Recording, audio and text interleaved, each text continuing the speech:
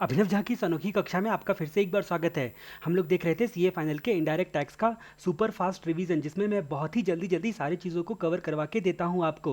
अब जहां तक बात करते हैं हम लोग यहाँ पर अगले चैप्टर के रिस्पेक्ट में अपनी चर्चा place of provision of service के बारे में। जैसा कि आपको पता है, सबसे पहले सर्विस टैक्स लगाने के लिए 65B के 44 के हिसाब से सर्विस होना चाहिए या फिर डिक्लेयर्ड सर्विस होना चाहिए। उसके बाद ये एग्जम्पशन नोटिफिकेशन या नेगेटिव लिस्ट में नहीं होना चाहिए, और जो सर्विस होगा ये टैक्सेबल टेरिटरी में प्रोवाइडेड या टू बी प्रोवाइडेड होना चाहिए। अब जहां तक बात करते हैं टैक्सेबल टेरिटरी में प्रोवाइडेड या टू बी प्रोवाइडेड होने के लिए आपको प्लेस ऑफ प्रोविजन जानना जरूरी है कि सर्विस कहां पर एक्चुअली प्रोवाइड किया गया है या फिर प्रोवाइड होने वाला है। इसके रिस्पेक्ट में सेक्शन नंबर 66C आता है। ये सेक्शन 66 क्या बोलता है? ये सेक्शन नंबर 66 क्या बोलता है?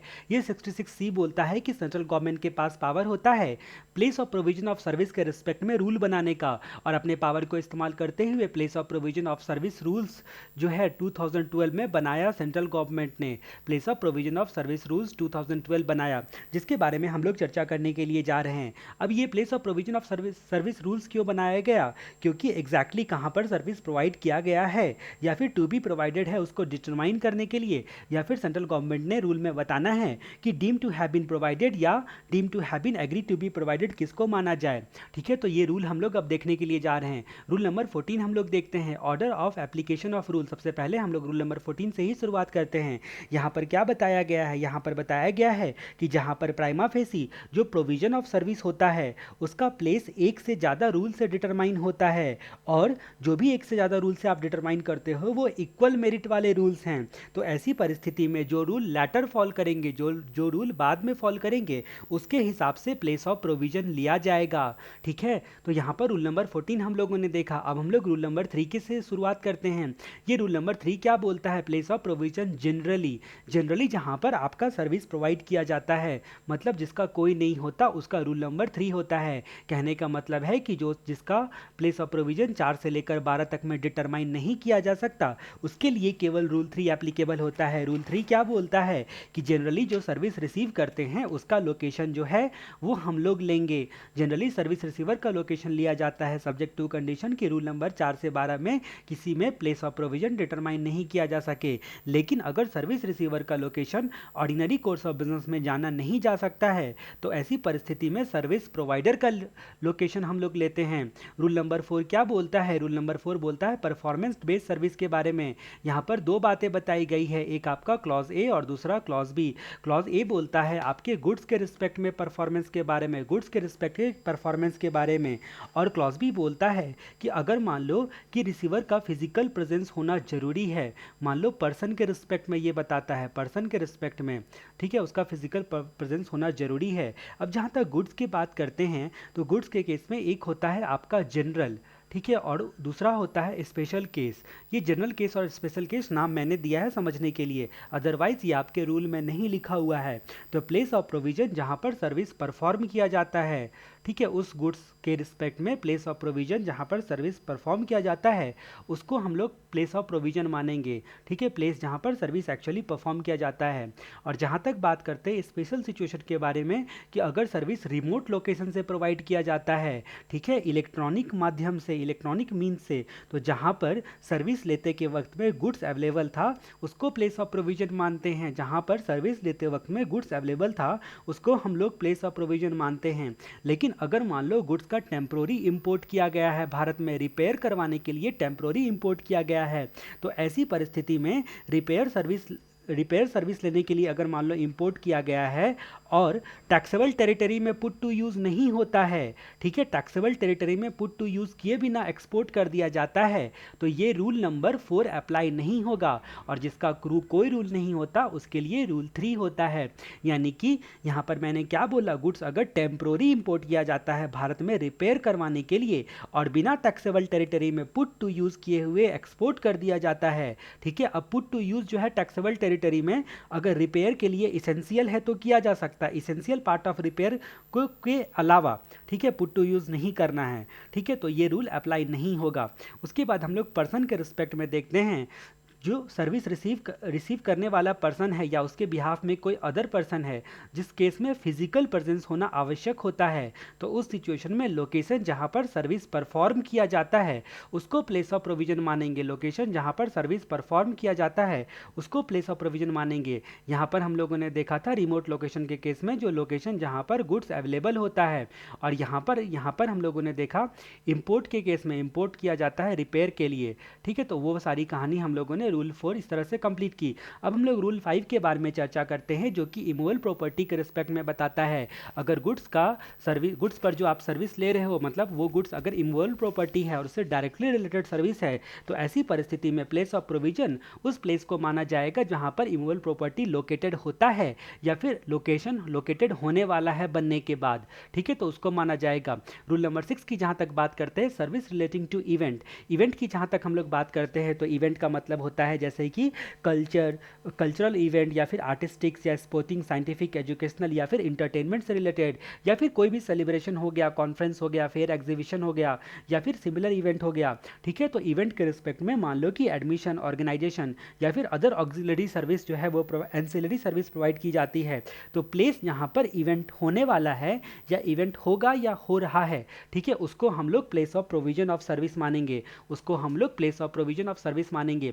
रूल नंबर 7 क्या बोलता है? रूल नंबर 7 बोलता है कि अगर सर्विस प्रोवाइड किया जाता है एक से ज़्यादा लोकेशन पर, अगर मान लो कि रूल नंबर 4, 5 और 6 में जो भी सर्विस की बात जहाँ तक की जा रही है, यहाँ पर परफॉर्मेंस बेस्ड सर्विस या फिर इमूवेबल प्रॉपर्टी के रिस्पेक्ट में सर्विस या फिर इवेंट से रिलेटेड सर्विस एक से ज़्यादा प्लेस पर की जाती है, तो जितने प्लेस पर की जाती है उसमें जो जो टैक्सेबल टेरिटरी वाला प्लेस होगा, जितने भी प्लेस पर की जाती है उसमें से जो भी टैक्सेबल टेरिटरी वाला प्लेस होगा, उसमें जहाँ पर ग्रेटेस्ट एग्रीगेट प्रोपोर्शन का जो सर्विस परफॉर्म किया गया है उस प्लेस को प्लेस ऑफ प्रोविजन मानते हैं। यानी कि केवल टैक्सेबल टेरिटरी वालों में देखेंगे ग्रेटेस्ट प्रोपोर्शन के case.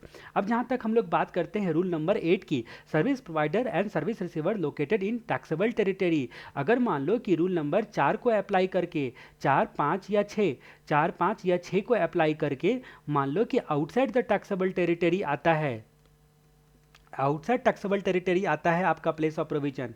Rule number 4 performance based, या फिर 5 इमूवेबल प्रॉपर्टी के रिस्पेक्ट में, या फिर रूल नंबर 6 इवेंट के रिस्पेक्ट में। ठीक है, इसके कारण से क्या होता है, आउटसाइड टैक्सेबल टेरिटरी आता है। ठीक है, तो आउटसाइड टैक्सेबल टेरिटरी आता है, ध्यान रहे, पहला कंडीशन। दूसरा कंडीशन कि सर्विस रिसीवर, लेकिन सर्विस रिसीवर और सर्विस प्रोवाइडर दोनों टैक्सेबल टेरिटरी में है।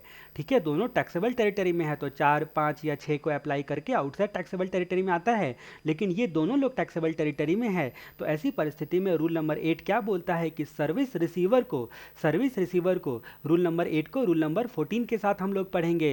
रूल नंबर 14 क्या बोलता है, लैटर रूल को हम लोग प्रिवेल करेंगे, यानी कि सर्विस रिसीवर को यहां पर क्या माना जाएगा, सर्विस रिसीवर के लोकेशन को आप क्या मानोगे, place of provision of service मानोगे। अब हम लोग रूल नंबर 9 के बारे में बात करते हैं। रूल नंबर 9 स्पेसिफाइड सर्विस के बारे में बताता है। 4 प्रकार के सर्विस को स्पेसिफाई किया गया है कि चाहे कुछ भी हो जाए, इन चारों सर्विसेज के केस में जो सर्विस प्रोवाइडर का लोकेशन होगा उसको ही प्लेस ऑफ प्रोविजन मानेंगे। ये 4 प्रकार के सर्विसेज कौन कौन हैं? बैंकिंग, फाइनेंशियल इंस्टीट्यूशन या फिर एनबीएफसी अगर अपने अकाउंट होल्डर को सर्विस प्रोवाइड करता है, किसको, अकाउंट होल्डर को सर्विस प्रोवाइड करता है। दूसरी बात जहां तक करते हैं, अगर इंटरमीडियरी सर्विस का सवाल है, अगर इंटरमीडियरी सर्विस का सवाल है मतलब कोई ब्रोकर, एजेंट या फिर अदर पर्सन है। इंटरमीडियरी कौन होता है? ब्रोकर, एजेंट या फिर अदर पर्सन होता है, ठीक है, जो कि अरेंज करता है या फैसिलिटी देता है सर्विस या फिर गुड्स के रिस्पेक्ट में, लेकिन वो मेन सर्विस प्रोवाइडर नहीं होता है या फिर अपने अकाउंट में गुड्स का सप्लाई नहीं करता है। ठीक है, तो वो लोग इंटरमीडियरी सर्विस होता है। तो दूसरा सर्विस इंटरमीडियरी सर्विस के केस में भी सर्विस प्रोवाइडर का लोकेशन ही माना जाएगा। तीसरा सर्विस होता है कि अगर मान लो कि कोई service provider online information and database access की सर्विस देता है, online information and database access की सर्विस देता है, तो ऐसी परिस्थिति में उसको भी क्या माना जाएगा, ऐसी परिस्थिति में उसको भी माना जाएगा कि यहाँ पर सर्विस प्रोवाइडर का लोकेशन ही लिया जाएगा। फिर चौथी बात जहाँ तक करते हैं, सर्विस जिसमें hiring all means of transport, मतलब किसी भी मीन्स ऑफ ट्रांसपोर्ट को अप टू 1 मंथ के लिए हायर पे दिया जाता है, इंक्लूडिंग याच। यहाँ पर याच जो है वो इंक्लूड होगा, लेकिन यहाँ पर एयरक्राफ्ट और वेसल इंक्लूड नहीं होगा, एयरक्राफ्ट एंड वेसल इंक्लूड नहीं होगा। और जैसा कि आपको पता है जिसका कोई नहीं होता उसका रूल 3 होता है, तो एयरक्राफ्ट और वेसल रूल 3 से ही डिटरमाइन किया जाएगा। बाकी जितने भी मीन्स ऑफ ट्रांसपोर्ट होते हैं अगर उसको 1 महीने तक के लिए हायर पे दिया जाता है तो ऐसी परिस्थिति में सर्विस प्रोवाइडर का लोकेशन को ही हम लोग क्या मानेंगे, हम लोग सर्विस प्रोवाइडर के लोकेशन को ही मानेंगे कि वहां पर आपका प्लेस ऑफ प्रोविजन है। अब हम लोग रूल नंबर 10 की बात करते हैं। रूल नंबर 10 बोलता है गुड्स ट्रांसपोर्ट सर्विस के बारे में, गुड्स ट्रांसपोर्ट सर्विस के बारे में बताता है। अब जहाँ तक बात करते हैं गुड्स का कोई भी ट्रांसपोर्ट करता है और गुड्स का जो गुड्स ट्रांसपोर्ट एजेंसी होती है वो ट्रांसपोर्ट करती है, ठीक है। जीटीए जो होती है वो गुड्स का ट्रांसपोर्ट करती है या जीटीए के अलावा एनी अदर कोई ट्रांसपोर्ट करता है, तो दोनों परिस्थिति अलग अलग हो जाएगी। अगर गुड्स सर्विस से रिलेटेड ट्रांसपोर्ट कोई भी देता है तो यहाँ पर बात करते हैं कि मेल और कोरियर को छोड़कर, मेल और कोरियर को छोड़कर जो गुड्स का डेस्टिनेशन होगा उसी को प्लेस ऑफ प्रोविजन माना जाएगा, गुड्स का डेस्टिनेशन होगा उसी को प्लेस ऑफ प्रोविजन माना जाएगा। लेकिन अगर गुड्स ट्रांसपोर्ट एजेंसी का सर्विस है तो उस सिचुएशन में लोकेशन उस पर्सन का प्लेस ऑफ प्रोविजन माना जाएगा जो सर्विस टैक्स पे करने के लिए लायबल होता है। ध्यान रहे, जो सर्विस टैक्स पे करने के लिए लायबल होता है। तो रूल नंबर 10 में दो बातें बताई गई है। अब हम लोग आते हैं रूल नंबर 11 के रिस्पेक्ट में अपनी चर्चा। रूल नंबर 11 क्या बोलता है, service in respect of passenger transport, passenger transport के रिस्पेक्ट में सर्विस, प्लेस जहां पर पैसेंजर इम्बार्क करता है कंटिन्यूअस जर्नी के लिए, यानी कि स्टार्ट करता है जहां से पैसेंजर अपनी जर्नी को, उसको हम लोग प्लेस ऑफ प्रोविजन मानेंगे। रूल नंबर 12 किसको बोला जाता है, रूल नंबर 12 बोलता है कि अगर सर्विस बोर्ड पर दिया जाता है, जैसे कि फ्लाइट पर आपको खाने पीने की चीजें भी दी जाती है इंटरनेशनल फ्लाइट वगैरह पे, या फिर एंटरटेनमेंट का कोई चीज दिया जाता है, सर्विस अगर बोर्ड पर प्रोवाइड किया जाता है तो first schedule point of departure of conveyance, वो जो कन्वेयंस होगा, ठीक है, जिसके बोर्ड पर आपको सर्विस दिया जा रहा है, ठीक है, उसका first schedule point of departure को प्लेस ऑफ प्रोविजन माना जाएगा। अब रूल नंबर 13 की जहां तक हम लोग बात करते हैं, रूल नंबर 13 क्या बोलता है, सेंट्रल गवर्नमेंट नोटिफाई कर सकती है किसी भी डिस्क्रिप्शन ऑफ सर्विस या सर्कमस्टांसेस को जिसमें प्लेस ऑफ प्रोविजन डिटरमाइन हमारे हिसाब से किया जाएगा। सेंट्रल गवर्नमेंट ऐसा बोल सकती है किसी भी डिस्क्रिप्शन ऑफ सर्विस के बारे में, मतलब उसके साथ जो है सेंट्रल गवर्नमेंट भेदभाव कर सकती है।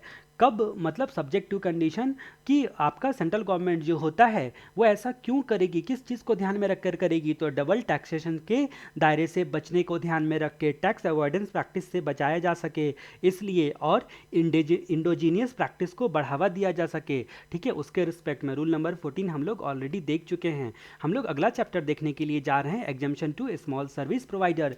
स्मॉल सर्विस प्रोवाइडर को एग्जम्पशन, ये नोटिफिकेशन नंबर 33/2012 से आता है, 33/2012 से आता है। स्मॉल सर्विस प्रोवाइडर कौन होता है, ऐसा सर्विस प्रोवाइडर जिसका टैक्सेबल वैल्यू, जो सर्विस की taxable aggregate taxable value of taxable services की एग्रीगेट वैल्यू हर प्रीमाइसेस को मिलाकर, मतलब सर्विस प्रोवाइडर वाइज हम देखेंगे, हर प्रीमाइसेस को मिलाकर उस सर्विस प्रोवाइडर का प्रीवियस फाइनेंशियल ईयर में 10 लाख से टर्नओवर एक्सीड नहीं करना चाहिए। अगर वो, तब वो स्मॉल सर्विस प्रोवाइडर कहलाएगा। और अगर स्मॉल सर्विस प्रोवाइडर है तो करंट फाइनेंशियल ईयर में 10 लाख तक उसको सर्विस टैक्स नहीं लगता है, ठीक है। अब जहां तक बात करते हैं कि ये जो एग्रीगेट वैल्यू की हमने बात की, उस एग्रीगेट वैल्यू में क्या देखा जाएगा, तो जो फर्स्ट कंसेक्यूटिव इनवॉइस में जो सर्विस की वैल्यू चार्ज होगी उसको देखा जाएगा। तो फर्स्ट कंसेक्यूटिव इनवॉइस में तो इनवॉइस देखा जाएगा, लेकिन फर्स्ट कंसेक्यूटिव इनवॉइस को, यानी कि आप फीफो मेथड से चलोगे, ठीक है, फर्स्ट कंसेक्यूटिव इनवॉइस को देखा जाएगा। पर यहाँ पर ये वो सारे इनवॉइसेस नहीं आएंगे जो कि एग्जम्प्टेड सर्विस के रिस्पेक्ट में इशू किए गए हैं, ठीक है, एग्जम्प्टेड सर्विस के रिस्पेक्ट में इशू किए गए हैं। तो अब हम लोग देखते हैं कि इस एग्रीगेट वैल्यू में क्या क्या नहीं आएगा। मान लो अगर सर्विस के साथ साथ गुड्स एंड मटेरियल की वैल्यू भी चार्ज की गई है तो ये वैल्यू जो होता है वो ट्रेडिंग ऑफ गुड्स कहलाएगा, इसका मतलब इसकी वैल्यू नहीं लेंगे। दूसरा कि अगर मान लो कि कोई भी नेगेटिव लिस्ट में आता है तो टैक्स तो नहीं लगना चाहिए, मतलब कोई भी एक्टिविटी या तो सर्विस ही नहीं है 65B 44 के हिसाब से सर्विस नहीं है तो उसकी वैल्यू नहीं लेंगे। उसके बाद मान लो कि अगर नेगेटिव लिस्ट में आता है तो वो नहीं लेंगे। फिर मान लो कि एग्जम्पशन नोटिफिकेशन से एग्जम्प्ट है तो वो नहीं लेंगे। और आउटसाइड टैक्सेबल टेरिटरी में सर्विस प्रोवाइड किया जाता है तो उसकी वैल्यू नहीं लेंगे। ठीक है, अब कुछ एग्रीगेट के संदर्भ में कुछ और बातें करते हैं कि अगर मान लो डिक्लेयर्ड सर्विस का मामला है, ठीक है, डिक्लेयर्ड सर्विस का मामला है तो डिक्लेयर्ड सर्विस में मान लो कि जैसे कि वर्क्स कॉन्ट्रैक्ट होता है, वर्क्स कॉन्ट्रैक्ट है, वर्क्स कॉन्ट्रैक्ट में कुछ गुड्स एंड मटेरियल का भी पोर्शन होता है और बाकी सर्विस का पोर्शन होता है। चाहे एक्चुअल बेसिस के बेसिस पर निकाला जाए या नॉशनल बेसिस पर निकाला जाए तो ये जो सर्विस पोर्शन की वैल्यू होती है केवल उसी को लेंगे इस इनवॉइस की वैल्यू में, सर्विस पोर्शन की वैल्यू लेंगे। अगर मान लो कि अबेटमेंट का केस है 26/2012 अबेटमेंट का केस है तो आफ्टर अबेटमेंट जो वैल्यू रहती है जिस पर सर्विस टैक्स चार्ज किया जाता है अबेटमेंट देने के बाद उसको हम लोग यहाँ पर इंक्लूड करेंगे, उसको हम लोग यहाँ पर इंक्लूड करेंगे। और कितना एग्जम्पशन मिलेगा तो अप टू 10 लाख तक 100% सर्विस टैक्स से एग्जम्पशन मिलेगा। अब जहाँ तक हम लोग बात करते हैं ये सारे कंसिडरेशन हम लोगों ने देख लिए। अब हम लोग बात करते हैं एग्जम्पशन अप्लाई नहीं होगा कुछ केसेस में। कौन कौन से केसेस में एग्जम्पशन अप्लाई नहीं होगा? एग्जम्पशन अप्लाई नहीं होगा अगर दूसरे के ब्रांड नेम में आप सर्विस प्रोवाइड करते हो, चाहे वो रजिस्टर्ड ब्रांड नेम हो या फिर रजिस्टर्ड ब्रांड नेम नहीं हो। दूसरी बात आती है कि सर्विस प्रोवाइडर लायबल नहीं होता है सर्विस टैक्स पे, मतलब जो आपका प्रोवाइडर लायबल नहीं होके आपका रिवर्स चार्ज मैकेनिज्म के बेसिस पर सर्विस रिसीवर लायबल होता है, तभी भी आपको ये नोटिफिकेशन एप्लीकेबल नहीं होता है। अब जहाँ तक बात करते हैं कि क्या क्या कंडीशन पूरा करना पड़ता है इस नोटिफिकेशन का फ़ायदा उठाने के लिए, हर एक फाइनेंशियल ईयर के रिस्पेक्ट में ये नोटिफिकेशन ऑप्शनल होता है। पहली बात तो है कि ये नोटिफिकेशन आपके लिए ऑप्शनल होता है। दूसरी बात कि करंट फाइनेंशियल ईयर में 10 लाख या उससे कम जितने पर सर्विस आपका एग्जेम्प्ट होगा, मतलब जितने तक आपको सर्विस टैक्स नहीं लगेगा उसके रिस्पेक्ट में जो इनपुट एंड कैपिटल गुड्स होगा उस पर आप सीसी सनवेट क्रेडिट नहीं ले सकते हो। ठीक है, सनवेट क्रेडिट नहीं ले सकते हो। अगर input already laying in stock था, स्टॉक में ऑलरेडी पड़ा हुआ था तो उसका क्रेडिट आप बुक कर चुके हो तो आपको क्या करना पड़ेगा, रिवर्स करना पड़ेगा। मतलब आपका वो क्रेडिट जो होगा वो लैप्स कर जाएगा, वो क्रेडिट को आप फायदा नहीं उठा सकते, वो लैप्स कर जाएगा। अब जहाँ तक तीसरे कंडीशन की बात करते हैं, ये एग्जम्पशन जो होगा वो सर्विस प्रोवाइडर वाइज एप्लीकेबल होता है, ना कि आपका प्रीमाइसेस वाइज एप्लीकेबल होता है। इसका मतलब क्या हो गया कि अगर multiple service provider same premises का इस्तेमाल करते हैं फिर भी सर्विस प्रोवाइडर के हिसाब से ईच सर्विस प्रोवाइडर की अपनी अपनी वैल्यू देखेंगे। इस तरह से हमारा small service provider chapter complete होता है।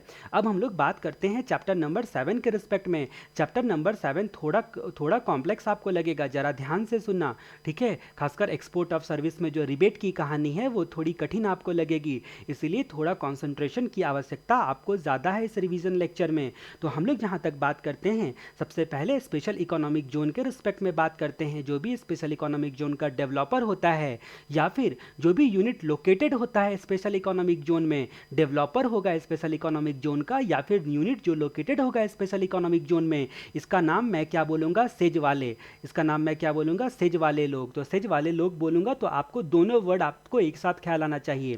तो अब जहाँ तक बात करते हैं कि ये जो सेज वाले लोग होते हैं, इन लोगों को, ये सेज वाले लोगों की खासियत ये होती है, ठीक है, कि इन लोगों को आपको सर्विस टैक्स देना ही नहीं पड़ता है। अगर ऑथोराइज पर ऑपरेशन के लिए टैक्सेबल सर्विस का इस्तेमाल करते हैं तो ऑथराइज ऑपरेशन के लिए टैक्सेबल सर्विस का इस्तेमाल करते हैं तो उस टैक्सेबल सर्विस के पोर्शन पर सर्विस टैक्स नहीं देना पड़ता है। अब जहाँ तक हम लोग बात करते हैं कि यहाँ पर आपको अगर मान लो कि उस पर कोई चूज़ करता है कि भाई हमको सर्विस टैक्स देना है सनवेट क्रेडिट या अदर बेनिफिट लेने के लिए, तो उसके पास ऑप्शन होता है। अब जहाँ तक बात करते हैं कि अगर ये स्पेशल इकोनॉमिक जोन वाले जो लोग होते हैं वो लोग अगर एक्सक्लूसिवली यूज़ नहीं करते हैं ऑथराइज ऑपरेशन के लिए, एक्सक्लूसिव यूज़ नहीं करते हैं ऑथराइज ऑपरेशन के लिए, ठीक है, सर्विस का, इनपुट सर्विस का, यानी कि जो सर्विस ले रहे हैं उसका, तो उस सिचुएशन में बोला गया है कि रूल नंबर 7 जो सनवेट क्रेडिट रूल का होता है उसमें टर्नओवर के हिसाब से आप क्या करोगे, ऑथराइज ऑपरेशन और अदर ऑपरेशन में बांटोगे। ऑथराइज ऑपरेशन के रिस्पेक्ट में जितना आएगा, ठीक है, उसी के बेसिस पर, उसी पर आपको केवल यहाँ पर माफ़ किया जाएगा, उसी बेसिस पर आपको यहाँ पर सर्विस टैक्स जो होता है वो माफ़ किया जाएगा। लेकिन यहाँ पर आपको एब इनिशियो माफ़ी नहीं मिलेगी, यहाँ पर आपको रिफंड के फॉर्म में क्लेम करना पड़ेगा। मतलब पहले जमा करो फिर रिफंड क्लेम करो, पहले जमा करो फिर रिफंड क्लेम करो, ठीक है। उसके बारे में हम लोगों ने देखा। अब जहाँ तक बात करते हैं कि फाइनेंस एक्ट 2016 में यहाँ पर एक अमेंडमेंट आया है। फाइनेंस एक्ट 2016 में बोला गया है 1 जून 2016 को नोटिफिकेशन के थ्रू बताया गया कि यहाँ पर जो भी आप रिफंड वगैरह सब क्लेम करते हो, उस रिफंड में जो स्वच्छ भारत सेस और कृषि कल्याण सेस का भी आपको रिफंड मिलेगा। पहली बात तो ये बताई गई, स्वच्छ भारत सेस और कृषि कल्याण सेस का भी रिफंड मिलेगा। दूसरी बात बताई गई कि जो आप यहाँ पर हम लोगों ने देखा कि एक होता है एलिजिबल ऑपरेशन के लिए इस्तेमाल करते हो इनपुट सर्विस का, जो आपका सर्विस का इस्तेमाल कर रहे हो टैक्सेबल सर्विस का, वो आपने क्या किया है ऑथोराइज ऑपरेशन के लिए, ठीक है। और एक ऑथोराइज और अदर दोनों ऑपरेशन के लिए, तो ऑथोराइज प्लस अदर ऑपरेशन के लिए भी, मतलब ऑथराइज और अनऑथराइज के लिए भी यूज़ किया, यानी कि डीटीए के संदर्भ में भी यूज़ किया है, डोमेस्टिक टैरिफ एरिया के संदर्भ में भी।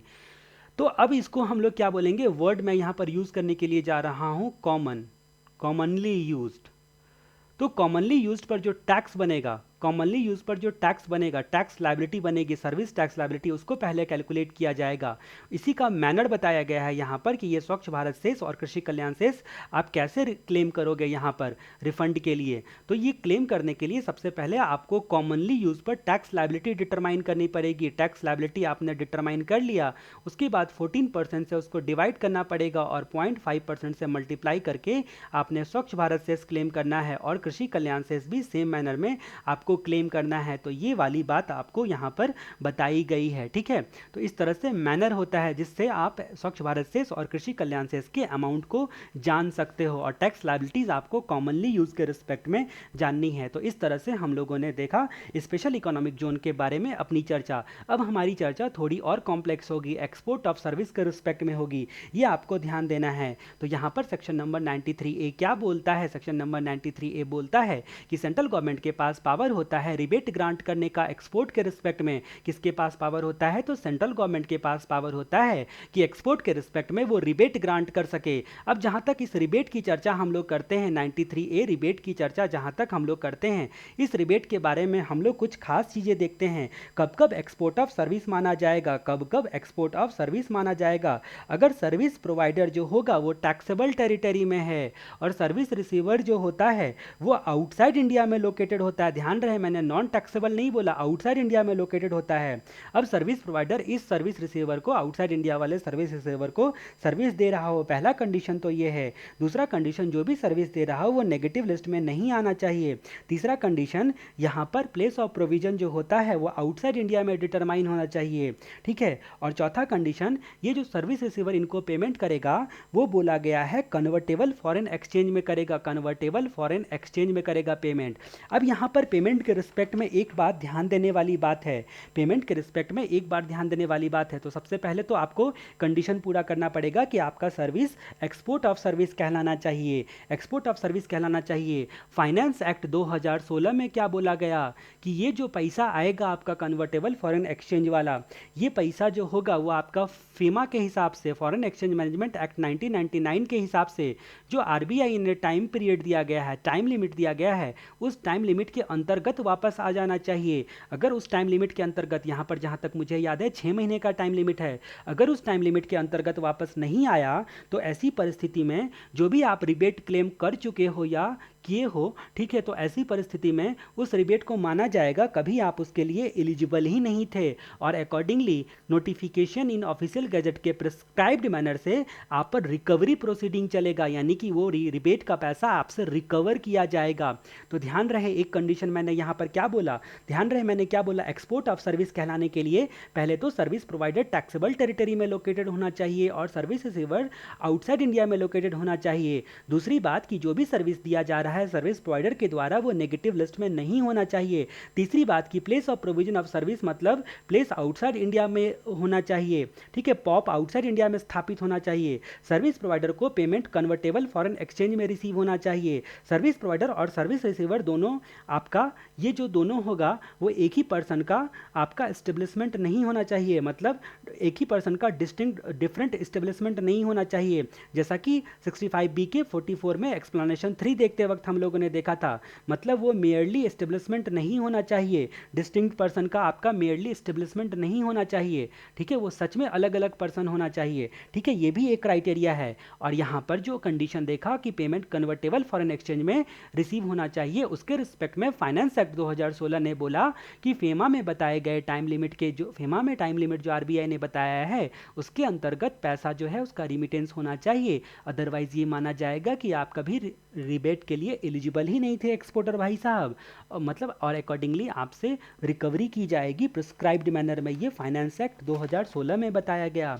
अब जहाँ तक हम लोग बात करते हैं 93A के रिबेट के बारे में, तो एक्सपोर्ट ऑफ सर्विस क्या हुआ हम लोगों ने देख लिया। एक्सपोर्ट ऑफ सर्विस कहाँ पर बताया गया है, तो रूल नंबर 6A में बताया गया है एक्सपोर्ट ऑफ सर्विस के ये सारे कंडीशंस जो अभी अभी हमने चर्चा करी। अब जहाँ तक बात करते हैं सेक्शन 93A के रिस्पेक्ट में, ध्यान से सुनना, ये बातें काफ़ी कॉम्प्लेक्स हो जाएगी धीरे धीरे। सेक्शन नंबर 93A क्या बोलता है, गुड्स या सर्विस जिसको एक्सपोर्ट किया जाता है, ठीक है, गुड्स या सर्विस जिसको आप एक्सपोर्ट कर रहे हो उसके रिस्पेक्ट में इनपुट सर्विस जो लेते हो, मतलब गुड्स और सर्विस को एक्सपोर्ट करने के लिए, ठीक है, तो उसका इस्तेमाल गुड्स पर भी जो इनपुट सर्विस लेते हो, जाहिर सी बात है वो गुड्स एक्सपोर्ट होने वाला है, उसके मैन्युफैक्चर प्रोसेस या फिर रिमूवल के दौरान आपने जो सर्विसेज ली होगी, ठीक है, तो उसका रिबेट यहाँ पर क्लेम किया जा सकता है, उसका रिबेट क्लेम किया जा सकता है। अब जहाँ तक बात करते हैं कि रिबेट क्लेम जो होता है वो दो तरीके से किया जा सकता है, रिबेट क्लेम जो होता है वो दो ऑप्शन से किया जाता है, ध्यान देना। एक ऑप्शन होता है आपका ऑप्शन वन और दूसरा ऑप्शन हम बोलेंगे ऑप्शन 2। दो ऑप्शन होता है, ये होता है आपका नॉशनल बेसिस पर, यानी कि यहाँ पर आपका रेट बता दिया जाता है, यानी कि जो आपका एफओबी वैल्यू होता है, एफओबी वैल्यू में एक्सपोर्टर को एक स्पेसिफाइड रेट होता है, इसको शेड्यूल्ड रेट बोलते हैं।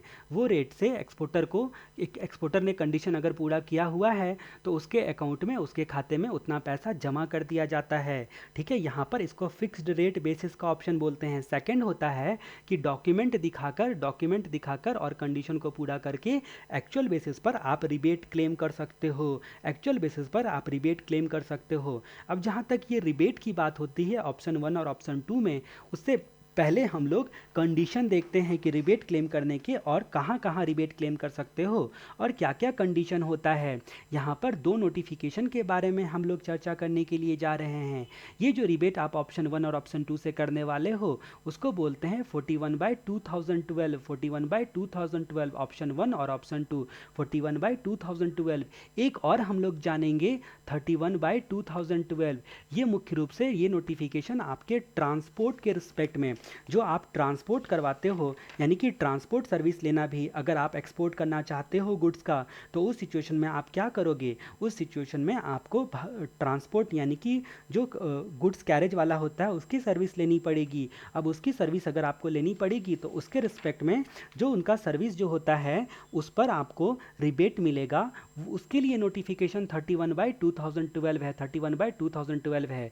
तो पहले हम लोग 31/2012 ही देख लेते हैं, बाद में हम लोग 41/2012 देखेंगे, ऑप्शन 1 ऑप्शन 2 वाला।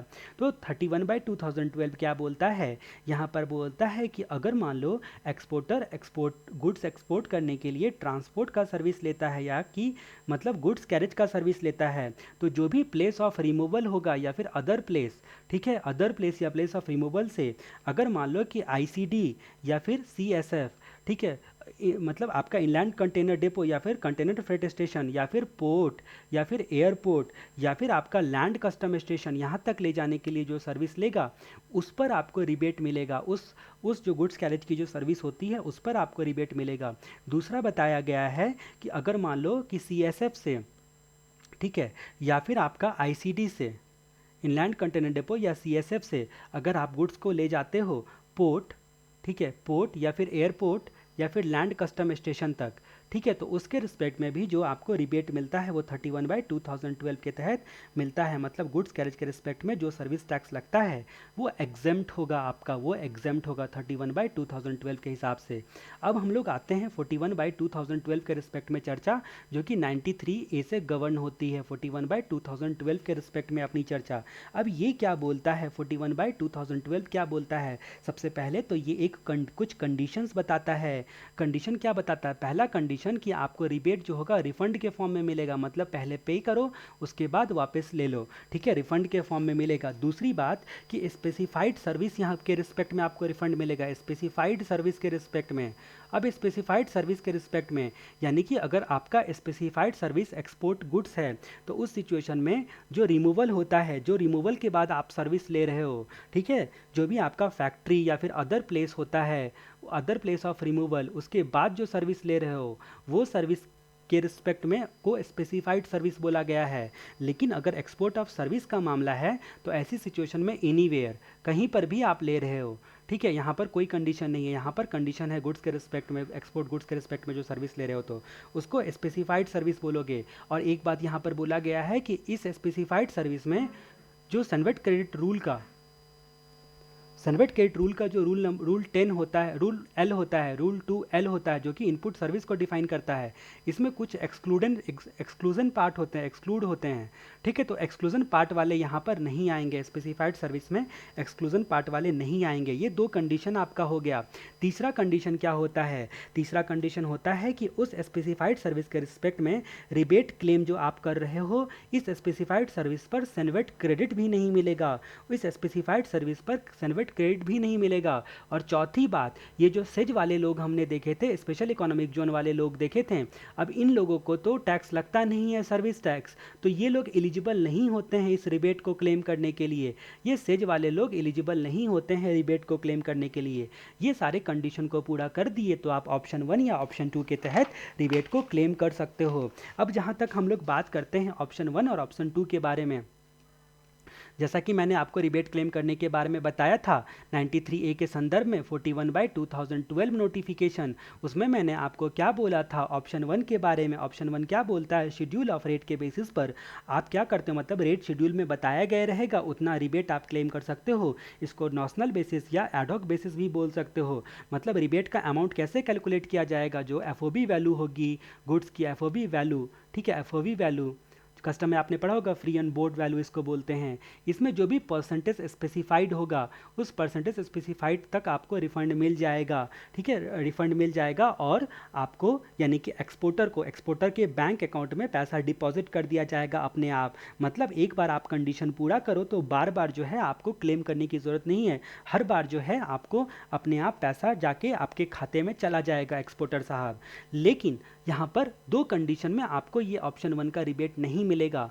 दो कंडीशन में, ये हम ऑप्शन 1 देख रहे हैं, रिबेट नहीं मिलेगा। अगर मान लो कि एक्सपोर्ट डॉक्यूमेंट को अदर रिबेट क्लेम के लिए यूज़ कर लेते हो आप, मतलब आप डॉक्यूमेंट के बेसिस पर भी कोई क्लेम कर रहे हो तो तब नहीं मिलेगा। ये डॉक्यूमेंट के बेसिस पर भी कोई क्लेम कर रहे हो तो नहीं मिलेगा। दूसरी बात कि अगर आपका शिपिंग बिल या फिर जो भी बिल ऑफ एक्सपोर्ट होगा उसके बेसिस पर ₹50 से भी कम आपका रिबेट है, ₹50 से भी कम आपका रिबेट है। अब जहाँ तक ऑप्शन 2 की बात हम लोग करेंगे तो वहाँ पर अगर ₹500 से कम है तब आप क्लेम नहीं कर सकते हो, यहाँ पर केवल ₹50 का लिमिट दिया गया है।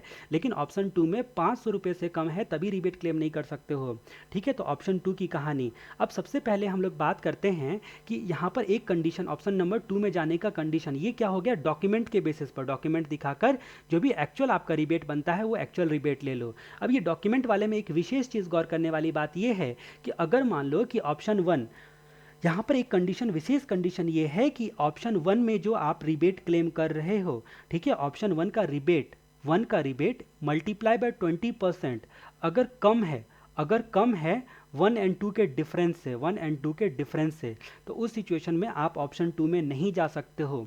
ये एक कंडीशन है, ठीक है, ये एक विशेष कंडीशन आप इसको बोल सकते हो कि ऑप्शन 2 में आप जा ही नहीं सकते हो डॉक्यूमेंट बेसिस पर क्लेम करने के लिए, ठीक है। अदरवाइज जो होता है वो आप दूसरा कंडीशन यहाँ पर क्या बोलते हैं, तो दूसरा कंडीशन यहाँ पर बोला गया है, दूसरा कंडीशन बोला गया है रिबेट जो भी आप क्लेम कर रहे हो ऑप्शन 2 के तहत वो 500 से कम नहीं होना चाहिए, मतलब मिनिमम 500 होना चाहिए, 500 से कम नहीं होना चाहिए। अब जहाँ तक तीसरे कंडीशन की बात करते हैं कि अगर मान लो कि ये एक्सपोर्टर को जो ये सर्विस देने वाला पर्सन है, सर्विस प्रोवाइडर है, अगर वही एलिजिबल नहीं है नोटिफिकेशन के अंतर्गत तो भी रिबेट नहीं मिलेगा, ठीक है। तो सर्विस प्रोवाइडर का भी जो एलिजिबल होना जरूरी है, अदरवाइज रिबेट नहीं मिलेगा। एक्सेप्ट अगर रिवर्स चार्ज मैकेनिज्म से एक्सपोर्टर ही लायबल होता है सर्विस टैक्स देने के लिए, तब एक्सपोर्टर क्लेम कर सकता है। ठीक है, रिवर्स चार्ज मैकेनिज्म से एक्सपोर्टर ही लायबल होता है, तो ये क्लेम कर सकता है। अब ऑप्शन नंबर 2 में रिबेट कितना मिलेगा, यहाँ तो हम लोगों ने देख लिया, FOB value into percentage specified. इसमें बोला गया है कि आपको सर्टिफिकेशन के बेसिस पर रिबेट मिलेगा। तो ऑप्शन नंबर 2 की एक और बात यहाँ पर ध्यान देने वाली बात यह है कि जब आपने एक्सपोर्ट किया था, एक्सपोर्ट डेट के 1 साल के अंदर में ड्यूली सर्टिफाइड डॉक्यूमेंट आपको जमा करवाना पड़ेगा। उसके बाद आपका जो tax actually service tax paid जो था, उसके बेसिस पर आप रिबेट क्लेम कर सकते हो। तो एक्सपोर्ट के 1 साल के अंदर में सर्टिफाइड डॉक्यूमेंट जमा कराना पड़ेगा। सर्टिफाइड डॉक्यूमेंट, अब ये सर्टिफाइड डॉक्यूमेंट किसको बोला जाएगा, इसके बारे में जहाँ तक बात करते हैं। अब ये सर्टिफाइड डॉक्यूमेंट मैं डिलीट नहीं कर रहा हूँ क्योंकि सब कुछ एक व्यू में आपके सामने रहेगा, इसीलिए मैं एडजस्ट करके लिख रहा हूँ।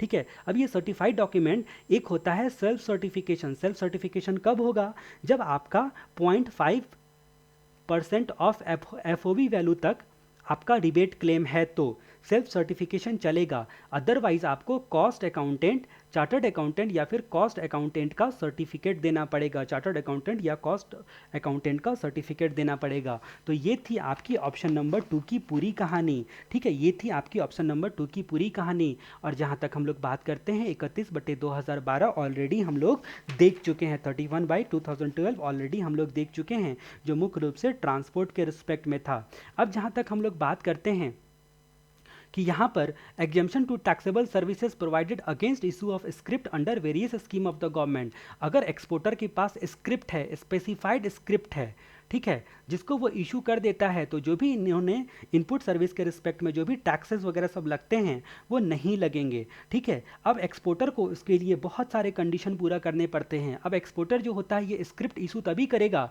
जब वो एलिजिबल एक्सपोर्टर है और एलिजिबल काम करता है। ठीक है, और एलिजिबल जो है स्क्रिप्ट होल्ड करके रखता है। तो एक्सपोर्टर के रिस्पेक्ट में हम लोग कुछ कंडीशन देखते हैं। पहला कंडीशन यहाँ पर क्या आता है, पहला कंडीशन होता है कि एक्सपोर्टर जो है SEIS या फिर MEIS, ये आपने फॉरेन ट्रेड पॉलिसी में पढ़ा होगा। ठीक है, service export from India scheme, service export from India scheme, service export from India scheme, merchandise export from India scheme, ये वाला जो स्क्रिप्ट होता है ये होल्ड किया होना चाहिए। पहला कंडीशन एक्सपोर्टर का। दूसरा कि एक्सपोर्टर भैया टैक्सेबल टेरिटरी में लोकेटेड होना चाहिए। दूसरा कंडीशन एक्सपोर्टर टैक्सेबल टेरिटरी में लोकेटेड होना चाहिए।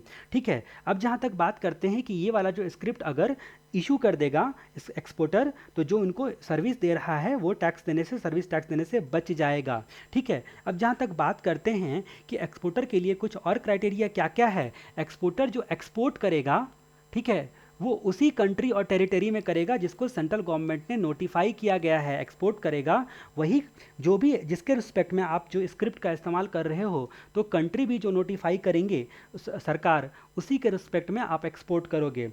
दूसरी बात जहाँ तक बात करते हैं कि सेंट्रल गवर्नमेंट जो होता है, उन्होंने बताया है सेंट्रल गवर्नमेंट ने कि कुछ की चीज़ों के रिस्पेक्ट में आप स्क्रिप्ट का इस्तेमाल नहीं कर सकते हो। अगर मान लो कि आप इंपोर्टेड गुड्स को एक्सपोर्ट करते हो। दूसरी बात कि अगर आप ट्रांसशिपमेंट करते हो तभी भी स्क्रिप्ट का इस्तेमाल नहीं कर सकते हो। या फिर आप स्पेशल इकोनॉमिक जोन या फिर आप EOU को या EHTP को देकर डीम्ड सेल करते हो, डीम्ड एक्सपोर्ट करते हो, तो EHTP को, तो इसमें भी आप इस्तेमाल नहीं कर सकते हो स्क्रिप्ट का।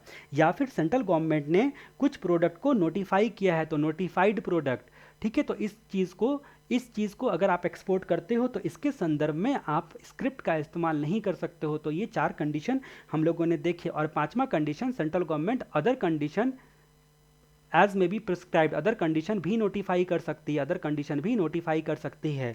तो ये सारे के सारे जो होंगे वो एलिजिबल एक्सपोर्टर के स्क्रिप्ट इशू करने के संदर्भ में कंडीशन थे। इसी तरह ये चैप्टर आपका कंप्लीट होता है। अगर आप इन वीडियोस के साथ जो आप नोट्स वगैरह रिफ़र करना चाहते हो, तो नोट्स कौन सी रिफ़र करनी है वो जानने के लिए 8447689442 पर आप कॉल करके पूछ सकते हो, 8447689442 पर।